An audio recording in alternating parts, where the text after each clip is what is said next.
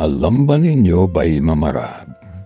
Si General Douglas MacArthur isang matapang, matyaga at determinadong general na naging simbolo ng pag-asa ng mga Pilipino noong ikalawang digmaang pandaigdig. Bilang tagapayo at Field Marshal ng Armed Forces of the Philippines, isinugat niya ang kanyang pangalan at dangal upang ipagtanggol ang Pilipinas laban sa pananakop ng mga Hapones. Subalit dumaan din siya sa napakaraming hirap mula sa pagtanggap ng kabiguan sa Bataan hanggang sa sapilitang pag-alis papuntang Australia.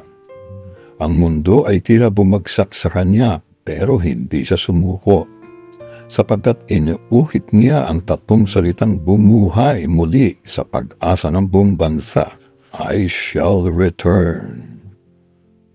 At tinupad niya ito sa pababalik niya noong 1944 sa Leyte.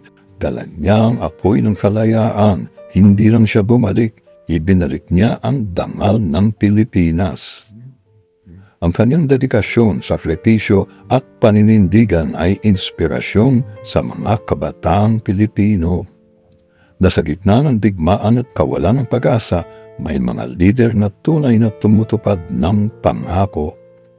Ako si Mamarag, gumuguhit ng kasaysayan sa pamamagitan ng sining, at ito ang karikature ni General Douglas MacArthur. By Mamarag.